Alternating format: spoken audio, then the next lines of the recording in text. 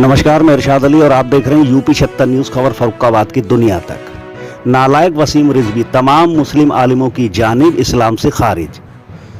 हर जगह से इस्लाम के चाहने वाले वसीम रिजवी के लिए मांग रहे हैं मौत।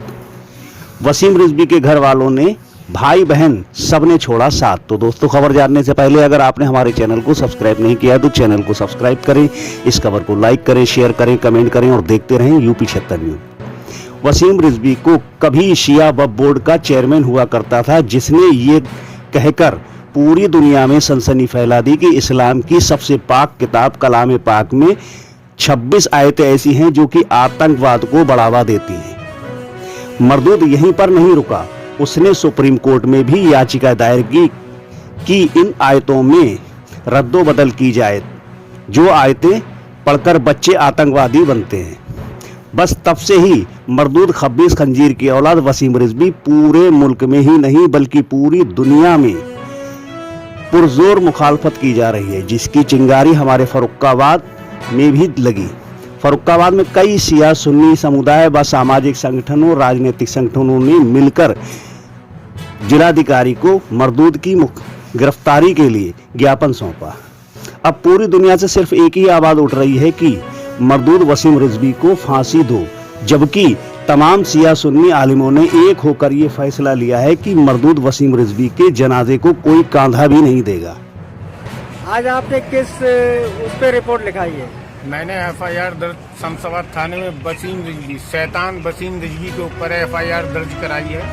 वसीम रिजवी, जिसको अलिफ के अदद ना मालूम हो, वो कुरान पाक 26 आयतों की बात करता है कि ये 26 आयतें आतंक को बढ़ावा देती हैं। ये 26 आयतें आतंक को बढ़ावा नहीं देती हैं। ये वसीम रिजवी, शैतान वसीम रिजवी आतंक को बढ़ावा देने का कार्य कर रहा है। मैं सुप्रीम कोर्ट से यही कहना चाहता हूँ, यही अपील है, गुजारिश है कि इसकी याचिका खारिज की जाए और इसके ऊपर सख्त कार्रवाई की जाए। अच्छा, तो हर थाने में आप दोगे? हर थाने में देंगे, हम एफआईआर दर्ज कराएंगे, जगह जगह जाएंगे, थाने में भी जाएंगे, चौकी में भी जाएंगे।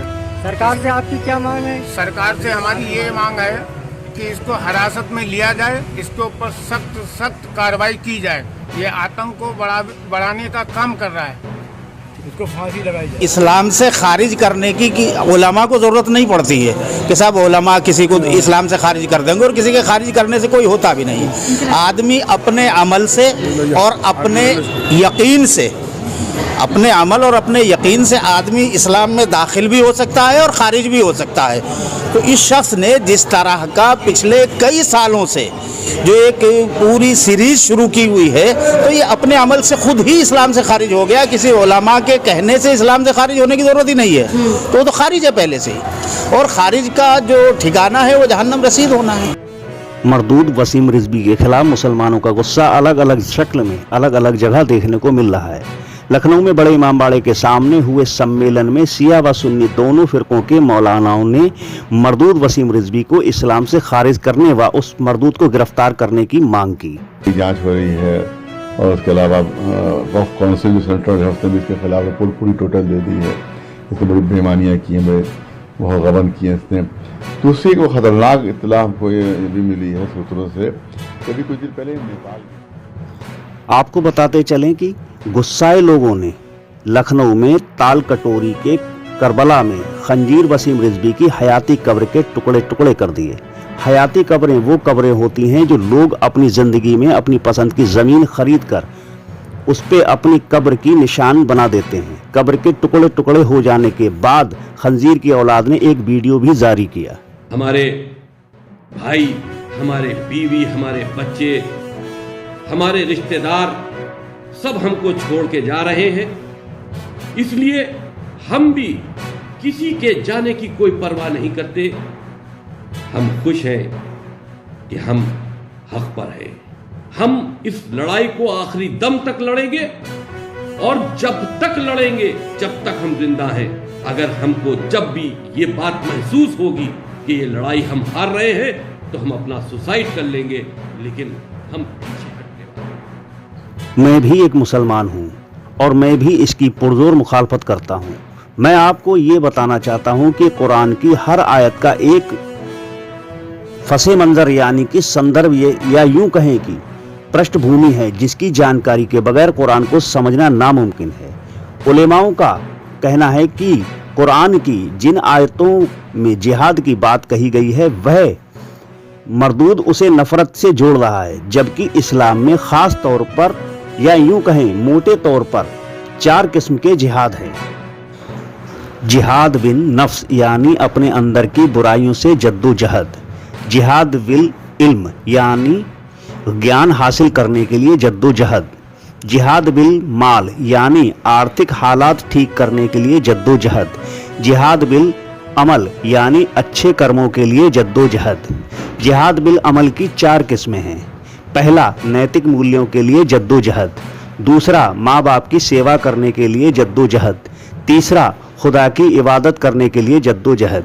चौथा, जुल्म और नाइंसाफी के खिलाफ जद्दोजहद। पूरे कुरान मजीद में चैलेंज के साथ हम कहते हैं जहाँ जहाँ क़िताल का लफ्ज़ आया, जहाँ जहाँ क़िताल का लफ्ज़ आया है वहाँ कुरान ने ये बयान दिया है कि देखो अगर तुम पर हमला हो, तुम्हारे साथ जंग की जाए तब तुम जंग लड़ो। नहजुल बलागा में हज़रत अली ने इरशाद फरमाया है कि देखो जंग में कभी पहल न करो, जब दुश्मन पहल करे तब तुम डिफर करो।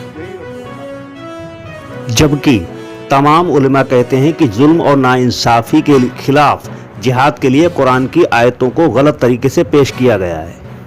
उलेमाओं का इल्ज़ाम है कि वसीम रिजवी का मकसद हिंदुओं की नज़रों में मुसलमानों को काबिले नफरत बनाना है ताकि कम्यूनल पोलराइजेशन बढ़े, जिससे उनके नेताओं की चुनावी फायदा मिल सके।